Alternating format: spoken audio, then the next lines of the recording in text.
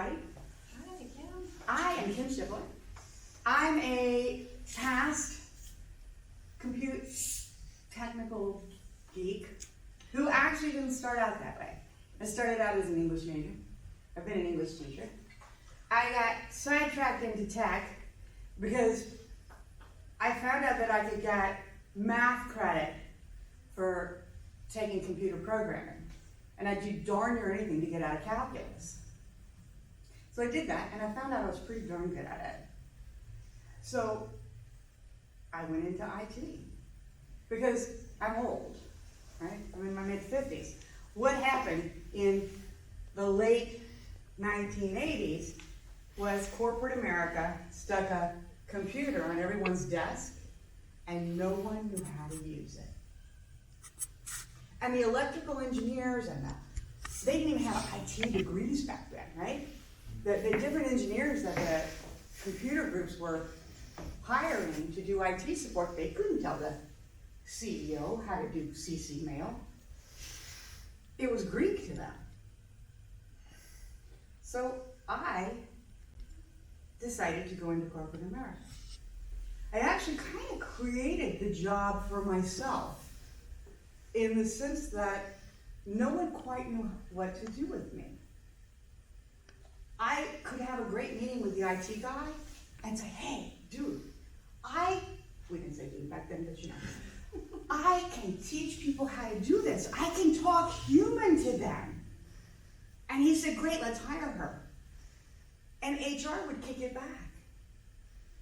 Because when they had a rec from the IT department, they wanted an engineer. So we had like 3 years of every time I get a job, it was a battle, arguing with HR. No, we really need that woman. Because she can talk tech to non-techies. And they said, no, we need an engineer. It comes from the IT department. So I finally talked it through. I will say that for the first 4 years of doing that, I would finally get in, but I would always make $10,000 to $15,000 less than the engineers because I didn't have the degree. Even though I did all the IT work they did and could do a skill they couldn't. But what that taught me was that communication piece is so critical. I mean, I kind of knew it. I'm an English major. Thought I was going to law school until I went down this path. So glad I went down this path. But it was that, communication isn't just about talking, it's about really connecting with people. So today we're going to look at clear communication as a competitive advantage. Now you all have a handout in front of you, and I really hope you did not come here today thinking I was just going to talk to you for an hour. You will notice there's blank spots on it. There's a lot of places that I need you to work, because this is for you. And if I can't help you take this and use it for yourself, then you're just wasting an hour. So let's start. I'm just so excited doing this. I just love it. Yeah, I'm a weird dude. So if you'd like to connect further with me, email is kim@kimshivler. My website is kimshivler.com. Facebook is facebook.com/Kim Shivler. Twitter @Kim Shivler. Instagram. If you happen to be like those really crazy tweeting, sharing people, feel free to share. I will answer you when I'm not here. So let's get started. If you look at your paper, and one of the things I want you to think about throughout this whole thing is how can clear communication be a competitive advantage for you? It doesn't really matter how it's an advantage for me. We're going to talk about how it's been. We're going to talk about examples of how it's been for other people. But how can it be for you? What do you have coming up that clear communication might be the difference between you getting the job and not someone else? You getting the project and not someone else? You getting whatever it is you desire, maybe even the date and not someone else. That's what I want you to start thinking, and jot it down as you think about it, see it, etc.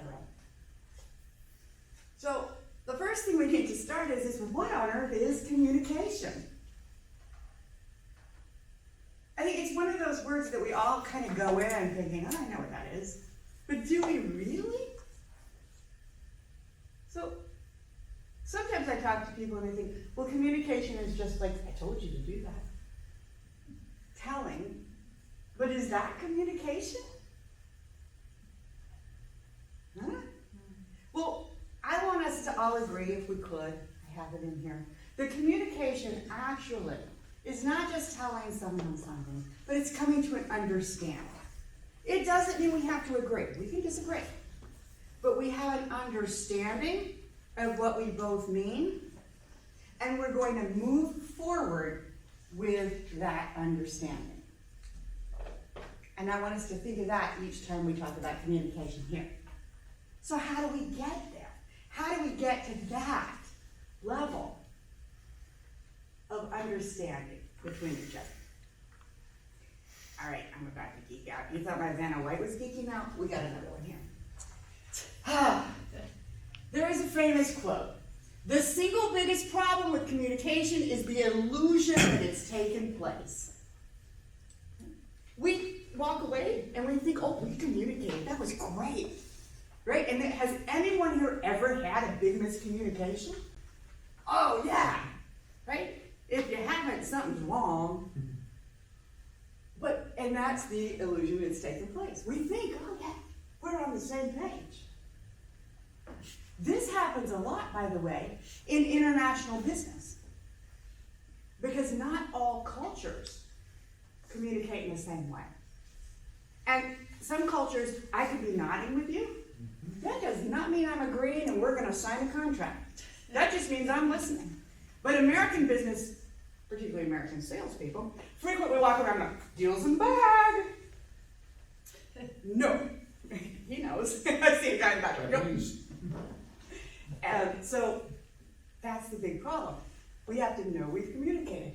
Now, my favorite geek out on this is, this quote is actually tracked down to be by William H. White in 1950 in a Forbes article.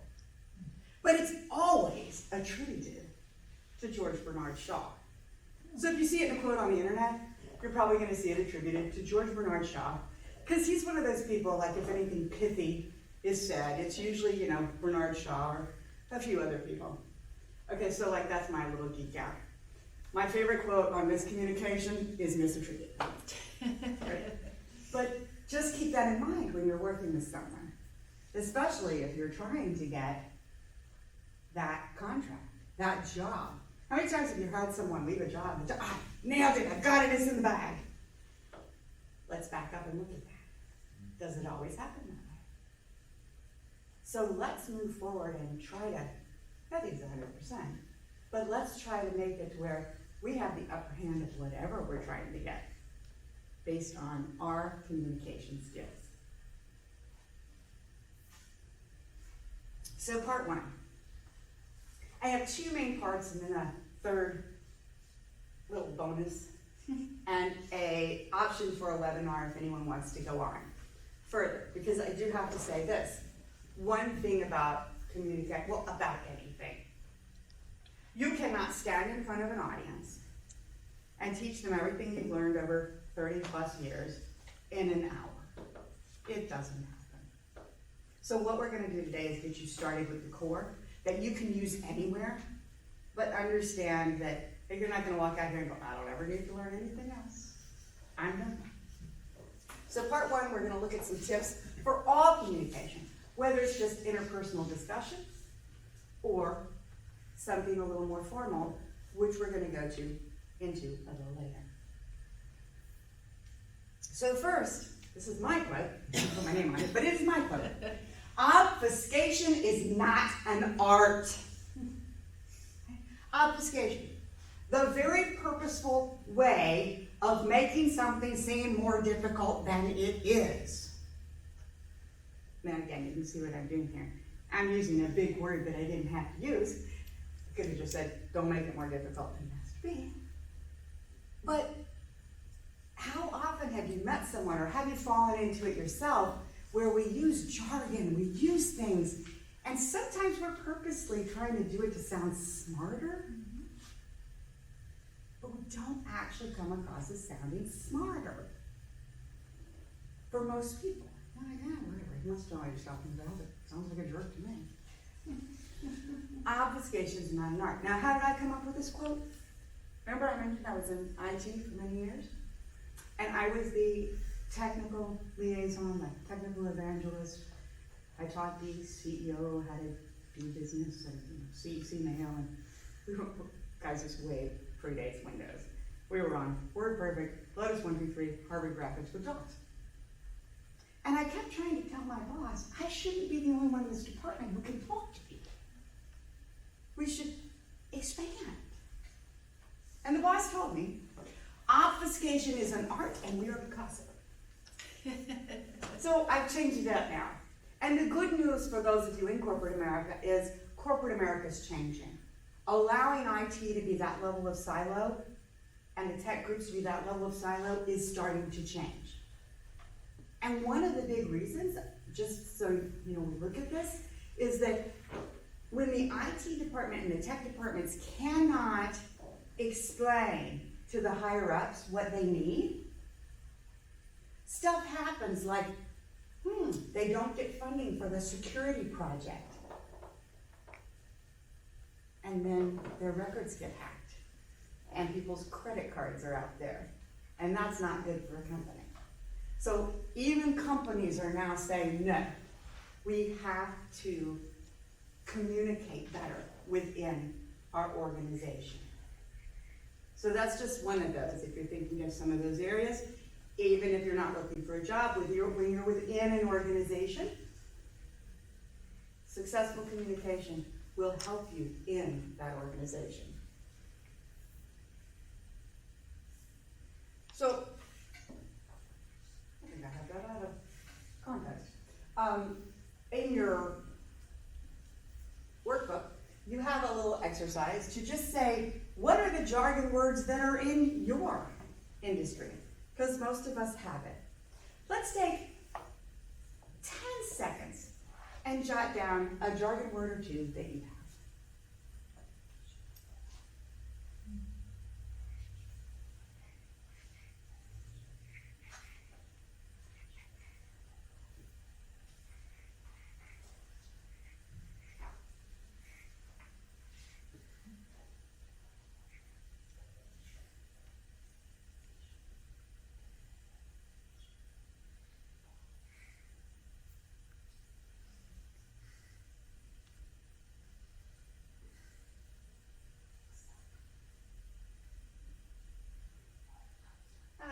Coming back, was anyone able to maybe identify a jargon that maybe is in their industry that not everybody would know? Anybody?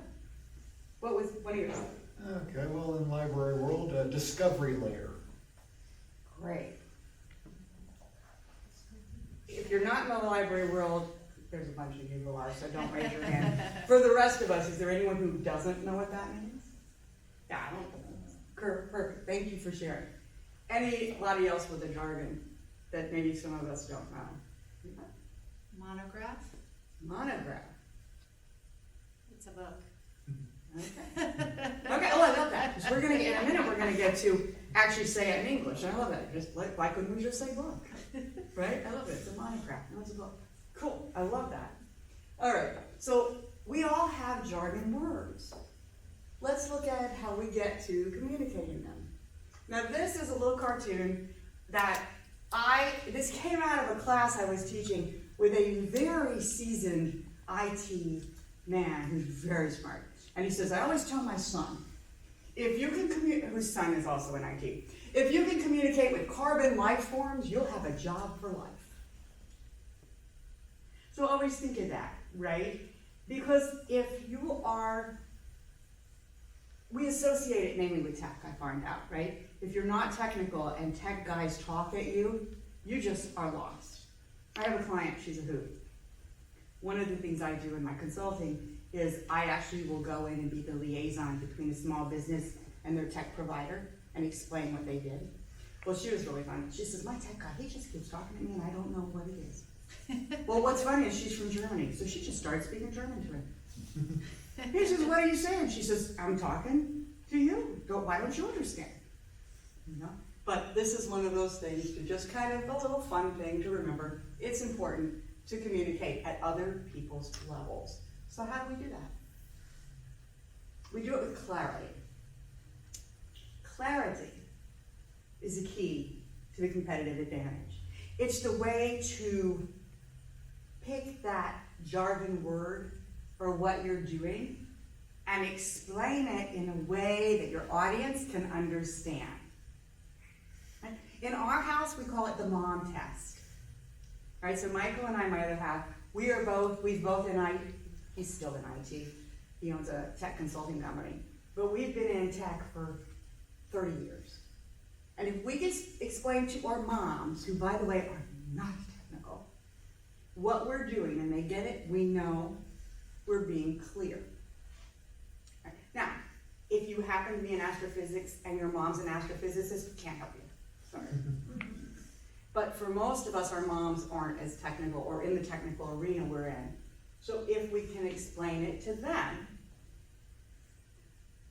we know we're explaining it to anyone. Now, why do I say, let's look at an example of how that's a competitive advantage. My mother, 75, smart woman, knows absolutely nothing about cars. Neither do I. She took her car in for something, and the guy gave her a whole list of rigmarole. You needed this, and you needed this, and you needed blah, blah, blah, blah, blah. And the car's running fine. What's he talking about? She's so confused.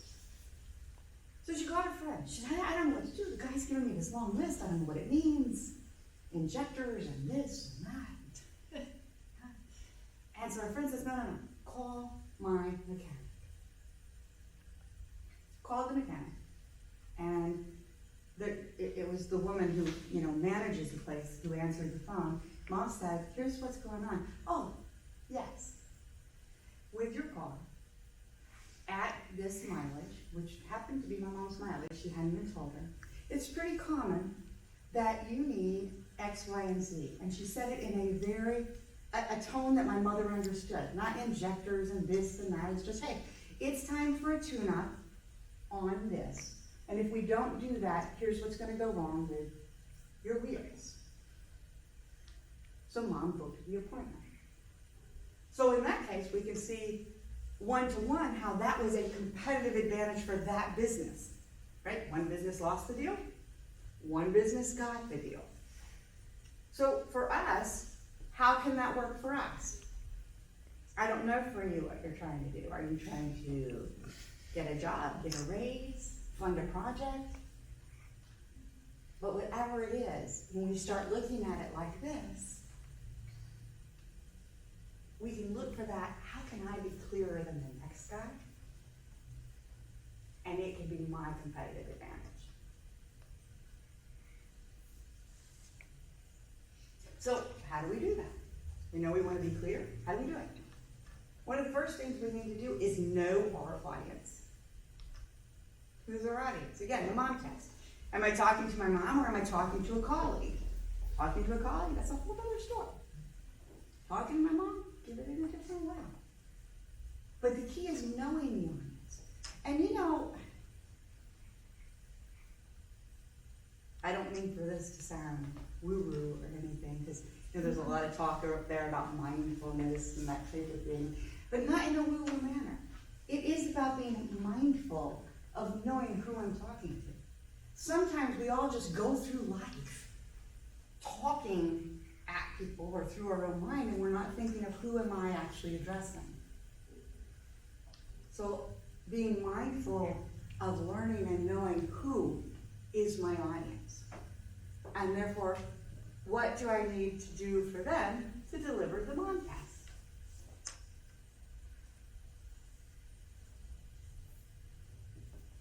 And once you do that, you know the audience, you simplify and you describe based on that audience. audience.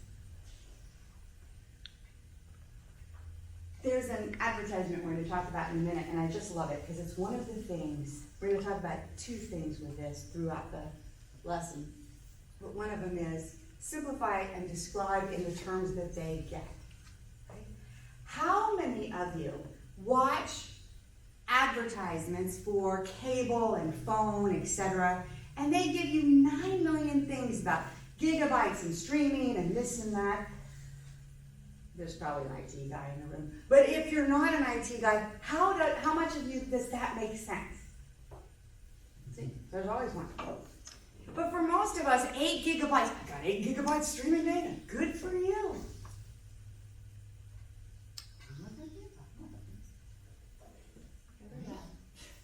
There are people who know what that means, but I'm not one of them. I'm going to give you a funny story about that in a little while. I want to simplify and describe. Xfinity did a really good job on this on a commercial not too long ago. Xfinity, a gigabyte of data. They said this is a gigabyte of data. Well, what is a gigabyte of data? It's a whole day's worth of love songs or 300 minutes of baby movies. Now, if I'm a teenage girl, I can dig on a day of love songs. And I think, I don't have children, but I think if I'm a parent with a fussy baby, those 300 minutes look really good. So that's what I mean when I say simplify and describe in a way that the customers, oh yeah, I get that. I get that. I'm not even a teenage girl and I get a day's worth of love songs. I handle that.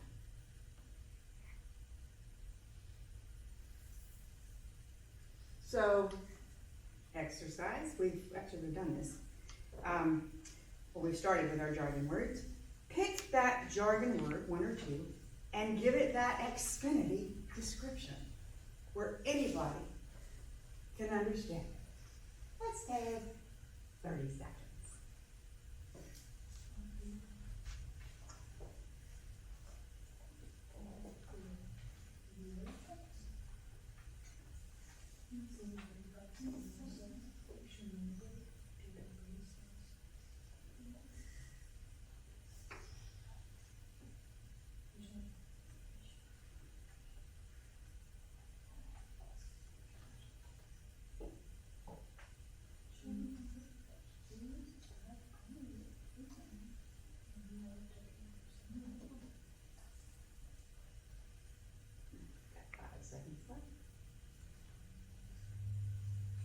I really love that you got that clock in the back of the room. I don't have to use my phone.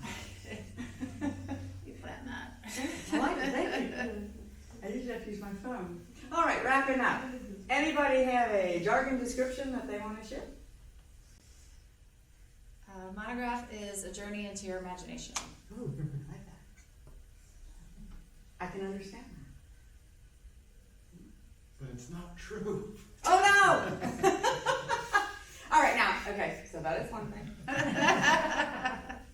Sometimes when you get hardcore jargonists together, like, they really know their stuff, there's going to be little inklings that maybe aren't 100%, but they're enough to get the rest of the world there, right? So I took a class on the great courses. It was fabulous, and it was this quantum physicist explaining it in ways that regular folk could get.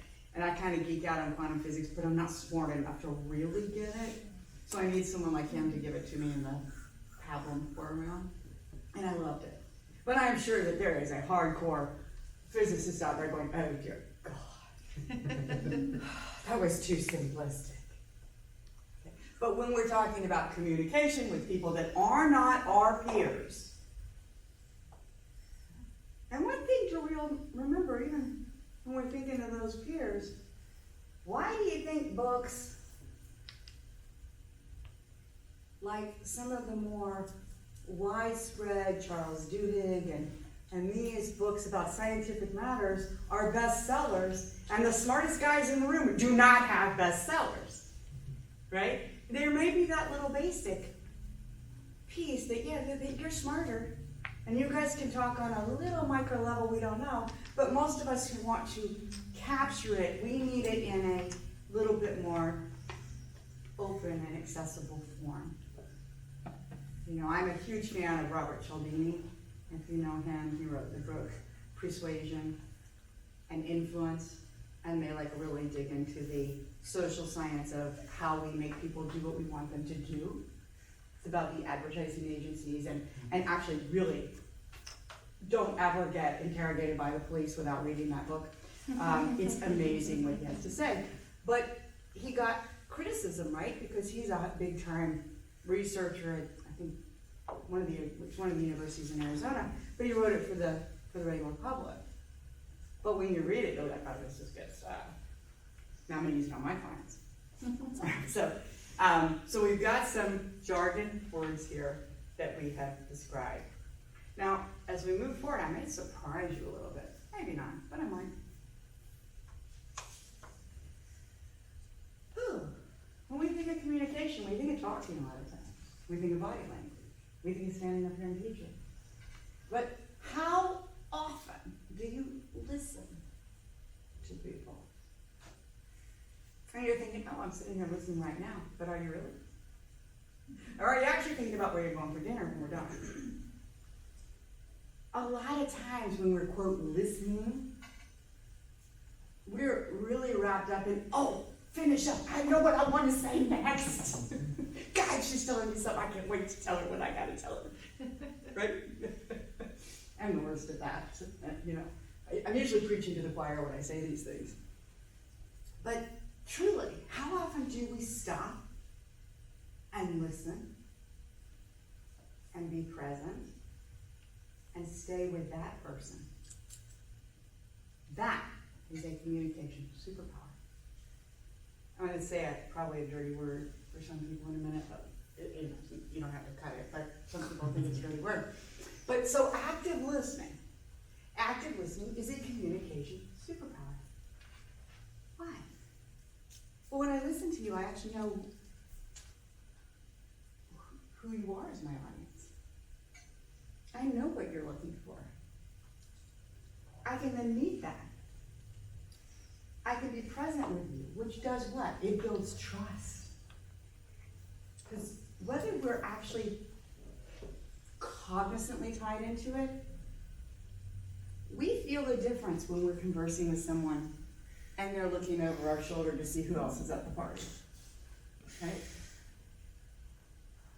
So, active listening is a communication superpower. This is why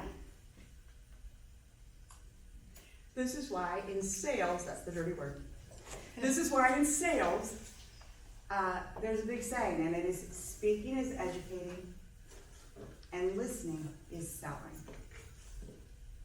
Because it's when we listen that we learn what the other audience needs.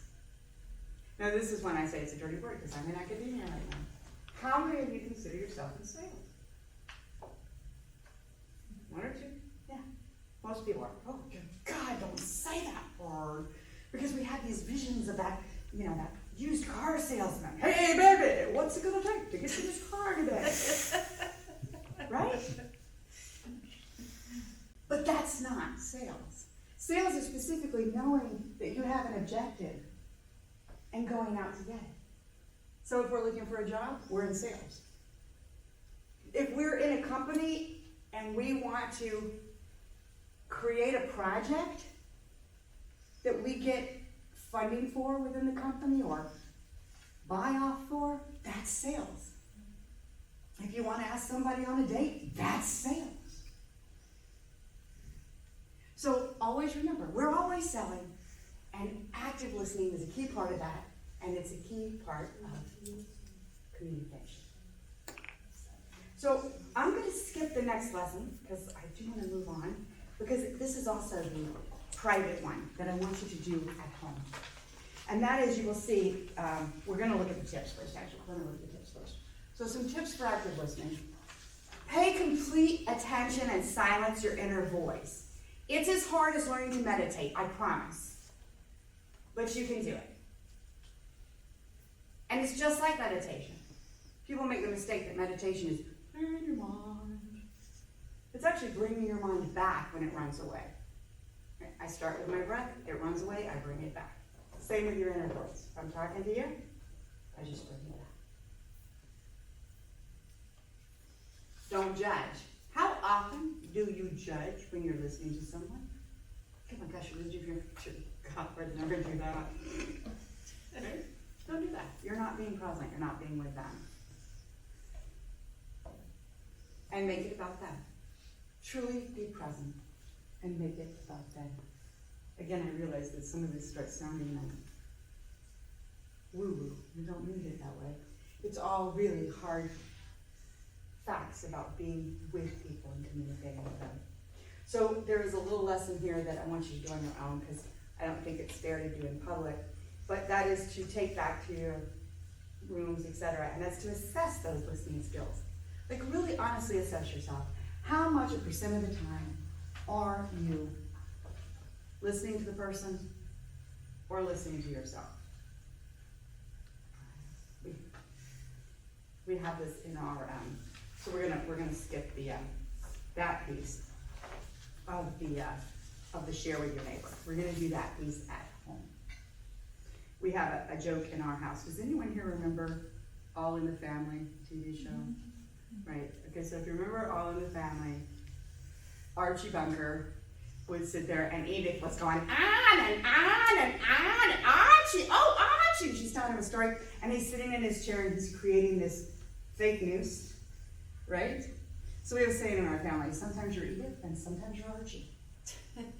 Because you go down that rabbit hole and you're not really paying attention and making it out of that. So, I can't even spell.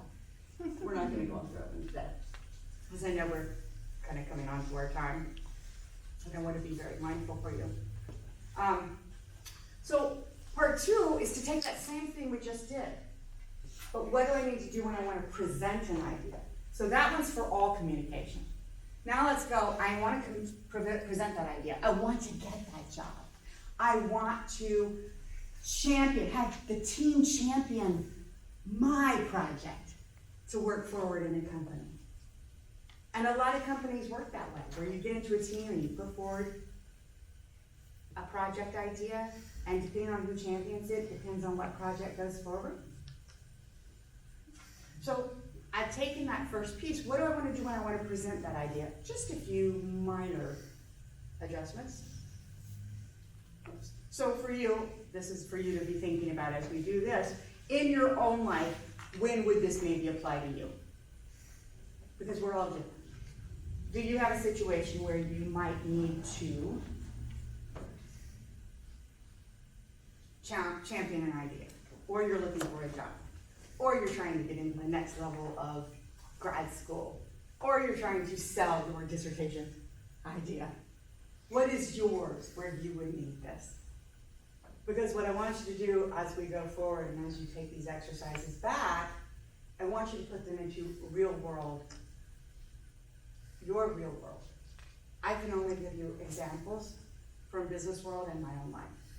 I want you to take them and make them yours. So the first is to know your objective. Do you know how many people start where they want to present something, but they actually don't pay attention to what's my objective? If I don't know my objective, how do I know if I got there? If I don't know what my target is, how do I know if I'm getting there? So start with that. No, like, and I'm old school, we know this, old school communication person. I would really recommend writing it down. Not just having it in your head. Write it down. There is something magical that happens when we put hand and pen to paper. It's different than just keeping it circulating. It's more concrete. After we know our objective, again, know our audience. Who's my audience? So if I'm going for that job, here's one of those things that people get in trouble with sometimes. Speaking to the choir.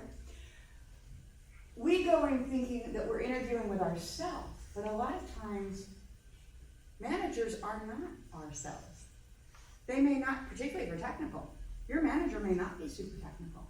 And if you go in throwing a whole bunch of tech jargon at him, he may, right? He wants that same kind of clarity. And then sometimes they'll bring in an engineer and you can talk more technical with them. But know that audience. Who am I going to be? And sometimes you don't know 100% walking in. So I scope scenarios. This is more of the CEO kind of boss. Wants the big picture, right? Wants to know my value statement. He wants to know that I bring value, but he doesn't want the weeds, because I lost him. But maybe if they bring in the chief engineer, who's gonna throw 9 million things at me, which just happened 2 weeks ago. And they brought in a lead developer who just wanted to challenge me on everything. How am I going to approach him? It's gonna be different. But the better I scope it out beforehand, the better I'm prepared when I get there, right? So we know our audience, again, just like the last time. What do you want them to know? Plan it out. What do I want you to know? When I come and talk to you, what do I want to teach you? From a learning management standpoint, this would be kind of my syllabus, right? What do I want to teach? And then, let's turn it around. This is what I want. But what do they want? And this is particularly true, like if you're a professor, you can kind of get away with anything. But in the real world, if you're trying to get a job, or you're trying to sell a product, or you're trying to sell an idea, now I have to wonder, what do they want? Because they have the power of the decision. So why should they care? And that is, by the way, everybody's favorite radio show is WII.FM, which is what's in it for me. And when I can tell them what's in it for them, why they care, now they're going, oh yeah, I'm on board. Because I'm giving them why they care. Okay? Give you an example to it. Always bring it back to their why. Anybody recognize this? iPod, number 1. Right, an iPod. But let's go back even further. It's an MP3 player. And the iPod, guys, was not the first MP3 player. In fact, MP3 players as a whole were not the first thing that was allowed us to take music on the go. I'm old enough to remember the Walkman. Where we walked around with a cassette tape on our hip. That was not a good look. But all the MP3 players were out, and they're all trying to sell to the market. And this is what their marketing was. 16 gigabyte, 1.8 TFT display, built-in speaker, 8 EQ settings, volume control. Volume control? It's a music player. I would hope to God it had volume control. Right? But this actually came from an actual ad I found. And then, October 23rd, 2001, Steve Jobs walked up explaining the iPod. And he said, 1,000 songs in your pocket. love you! 1,000 songs in your pocket! Now, which one do you want to buy? Okay? You know, what's funny is I was teaching this in Vegas in October, and I had an engineer pull me aside and explain why the 1.8-inch TFT display matters. So for him it mattered. But for most of the world, the 1,000 songs in your pocket is what we all live. Yeah. Even those of us with the Walkman. Because one cassette tape did not hold 1,000 songs. I still have mine somewhere. I keep wanting to break it out. But anyway, always bring it back to their why. And what's going to matter for them. So I have a presenting ideas exercise that I'm going to have you go back and do again on your own so that we can wrap up and get questions. If this is something you can do, and you've got my email. If you have questions, you can email me, you can tag me, whatever. But I do have some where, particularly when you get into a situation where you need to do this exercise, you know you're trying to get something, walk through this. It's going to walk you through what's your objective, your audience, etc., and help you get there. Because, you know, there's the old, failure to plan is planning to fail.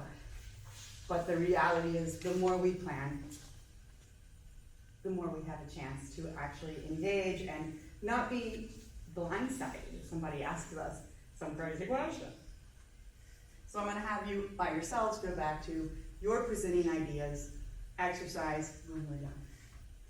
A little bonus that's actually not listed here, but just when you want to do this in written communication, right? Because we have different types of communication. We got talking, we've got formal presentations, and then we've got writing.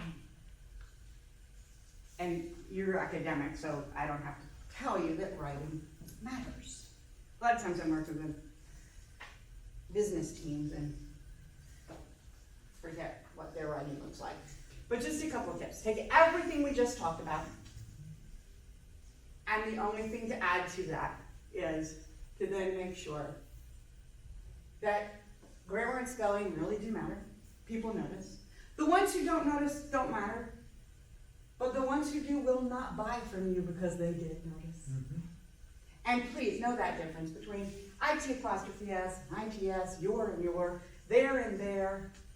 I was mortified the other day. I got a testimonial from a client. It said, "You're the best." Y-O-U-R. The Can't miss best. that one. That's why I wrote about it. Do you mind if I edit this, please? It was a really nice testimonial. I'm like, I gotta edit this because that is not going on my website, people. So that is things, and again, we're in academics, so I think you guys can all embrace that. But I always throw it out there just as a reminder. And just as a reminder too, we can all slip up. Former English teacher here, and I was reading something online the other day, and I'm like, oh my gosh, did I actually do that? So use Grammarly, use your spell check, embrace that little, we don't want to be pure perfectionists, but embrace that little bit of perfection and channel our English teacher to write well as we do all these other things. And that's going to give us a really good start to clear communication and using it to our advantage in whatever we want, whether that's a job, or a project, or a sale, or a business, or maybe even a date. Remember, I can ask me if I don't date a long time. So what's next? First, I've given you lots of exercises to go out and hone and review those current skills that we talked about. Something we didn't cover today in a 1-hour session is the fact that people communicate in different styles. I mean, from introvert to extrovert to big huggers to, oh dear God, don't touch me, to what we call direct and to the point, and more ethereal, let's talk concepts. And then once we start understanding those, what we learn is that if we can identify and flex our styles, adapt, then we can really move forward with getting what we want and getting along better with others. Because most of us just don't want to, and sometimes we do, but most of us don't always want to be seen as just that, she's really difficult to deal with. Because over time, we probably won't get what we want when we do that, whether it's career success, life success, etc. So that's the next step, if you're interested in taking the next step. So, again, my contact information's up there. If you would like to take that next step and look a little bit into communication styles and talk a little bit about introversion, extroversion, all that, if you will email me with what's my style in the subject line, I will send you back a survey where you can select what would be your best time to come on one of my webinars. I do them on various times where we actually look at these different styles and talk about it and then goof off a little with them. And that's it. So, as a wrap, we've had forever. 6:23, it's good. Any questions? Floor is open. I have a question. I don't know if it's related in communication, but from a personal example, my wife recently, her company went bankrupt. Long story short, but she's going through the process of online resume writing, communication that way. And the nature of the industry right now, you don't speak to anybody, you don't see anybody, you just throw out paperwork and do this online thing. How do you communicate a personality or who you are with a one-page resume? It's really hard, I'm not gonna lie, it's really hard. That, I think, what comes then is really trying to mentally get into who's gonna be reading this the first Yep. time, right? Because it doesn't even always go to the person you want it to go to, that's the challenge, right? Mm-hmm. So who's the first person this is going to that I can make sure it's in the right hands, right? And then making sure that as we're presenting ourselves, I wanna make sure I'm addressing it to that person. And I'm addressing it in a way that they will see value. So who is that person's gonna see it, and what would they think was valuable? Okay. And then, okay, so I can nail down this person, if it's an HR person, this is what they would see as valuable. And scope my message around that value. It becomes less about just listing, here's where I work, here's what Yep. I did, etc., but really making it all about value statements. So it becomes less is more, you're going to focus on what's important for that potential employer. Yeah. Okay. Yeah, and it's, and not to say, it is, I think that is one of the hardest things in the world right now, is that's what most people are going through. Yeah. So it's trying to get that, instead of just talking about the me, it's scoping that, this is who I'm talking to, and here's the value I bring to you. And then they go, oh, it's about me, because we don't like it to be about us. That's, Do they require cover letters? They do and they don't. It's Okay. the problem with things like Indeed and all these online job processing, they take a generic resume right. and they will then adapt and say, well, we think you're going to be good for this, we think you're going to be for that, but you don't get to submit different resumes that are tailored to the jobs. It's basically push right out. And to be honest, what I'm hearing back from a lot of research and things like that is there's a very, very small percentage of jobs ever found on places like Indeed and things like that. Yeah. And they don't promote the right way that people. I remember from my job interviews and over the years and stuff, you want somebody face to face. A piece of paper can't tell me what somebody's about. Right. It only just ticks a box. So, Right. but that unfortunately we've changed in technology. That's the way we work right now. So. Right. So I think the best way to get that in person is to make that resume instead of just about who, what, when, Yep. about value. Because then I Right. go, oh, let me at least talk to this person. And it's funny, what you mentioned with that. On the other side, I have clients who are trying to hire and they're not getting who they want. Right. Because at the same thing, it's not really feeding Right. the best of what people really could do. Another option, just to be like sneaky, yeah, you know, if there are certain companies that she knows she's interested in, is to just also send direct to them. Right. You know, a lot of times companies, even though they're on Indeed, etc., if you dig into their website, a lot of times they will list postings and allow you to address them personally. So I would always do that also, Okay. is go that way. Because if they've got a direct, let's call them, let's get them, let's send them a bag of cookies. Exactly. Thank you for the question. No, thank you. Anybody else? All right, cool then. We were supposed to be 5:30 to 6:30? Yeah. We are 5:30 to 6:28.